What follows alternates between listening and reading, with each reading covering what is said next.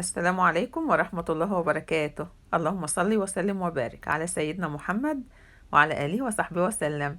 ازيكم عاملين ايه؟ بسلم على كل اخواتي وحبايبي في كل مكان. انا سيلا صالح، والنهاردة هنعمل مع بعض الباستا فلورا او المبروشة على حسب المسمى لكل بلد. لكن هي من احب واجمل الحلويات اللي ممكن تعملوها. حاجة كده ناعمة وهشة وكمان بتدوب في البق، زيها زي البيتيفور بالظبط. شايفين بقى الجمال والحلاوة؟ بصوا كمان التسوية بتاعتها وريحتها وطعمها تحفة بجد. هنعملها النهاردة بمقادير مظبوطة، ان شاء الله هتجربوها ومش هتبطلوا تعملوها ابدا.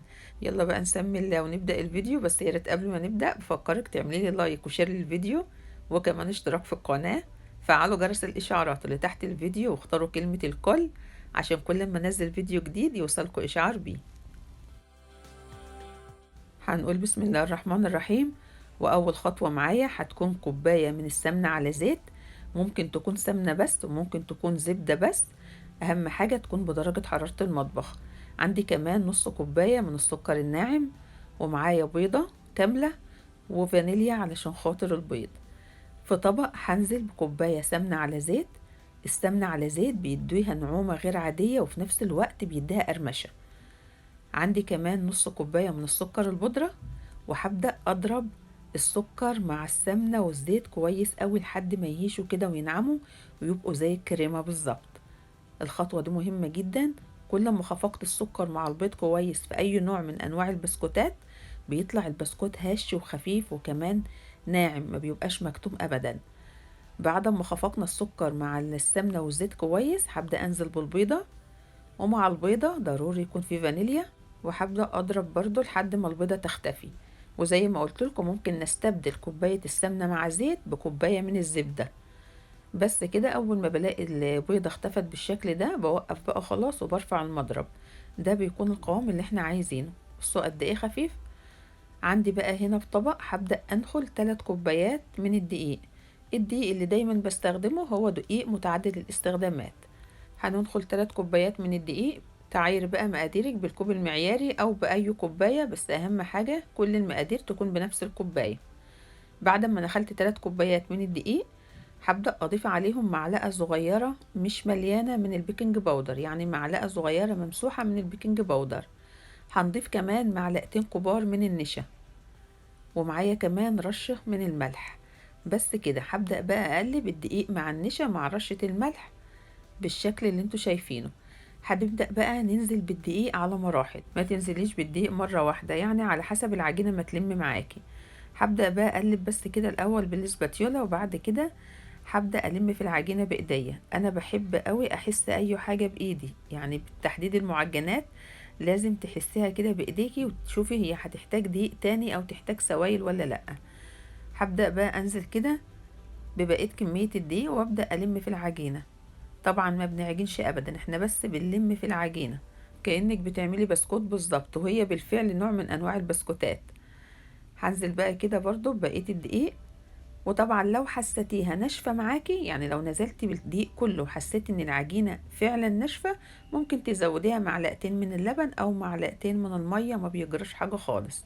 يعني معلقتين من الحليب او معلقتين من المية مش هيأثروا على النعومة بتاعتها خالص. هنا بقى العجينة بتاعتي كده كانت لمت وبقت قشطة زي ما انتوا شايفين. هبدأ اخد التلتين والتلت هركنه على جنب. دي كده تلتين العجينة. هبدأ بس الم فيها بالشكل ده. عندي بقى على المفرش السيليكون او على الرخامة وهنبدأ نفردها.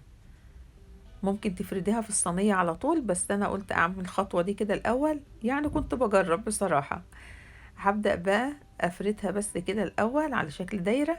هفرد بقى بالفرادة بالشكل ده، بس مش هكبر، يعني انا مش هوسع، علشان خاطر لما اجي انقلها ما تتكسرش مني، لان دي عجينة ناعمة ما فيهاش سوائل تمسكها، فلو وسعت عن كده وجيت اقلبها هتتكسر. فكفاية قوي كده. ومعايا صينية مقاس 30 دهنتها الاول بالسمنة وبدرتها بالدقيق.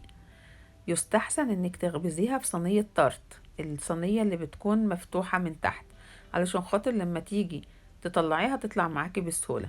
لكن هي في كل الأحوال هي مش بتلزق أبدا، طالما دهنة الصينية بالسمنة ومبدراها بالدقيق فهي مش بتلزق. بعد ما فردتها بقى بالشكل ده هتستخدمي أي نوع من أنواع المربى. دي مربى تين، مربى التين بجد بتبقى طعمها تحفة. ممكن مربى مش مربى فراولة، المهم اي نوع متوفر عندك من انواع المربات هتمشي. عايزة اقولك كمان بلاش تكتري في المربى علشان طعم البسكوتة ما يجزعش. انا يعني حطيت تقريبا معلقتين كبار مليانين وكانت حلوة قوي. هبدأ افرد بقى بالشكل ده.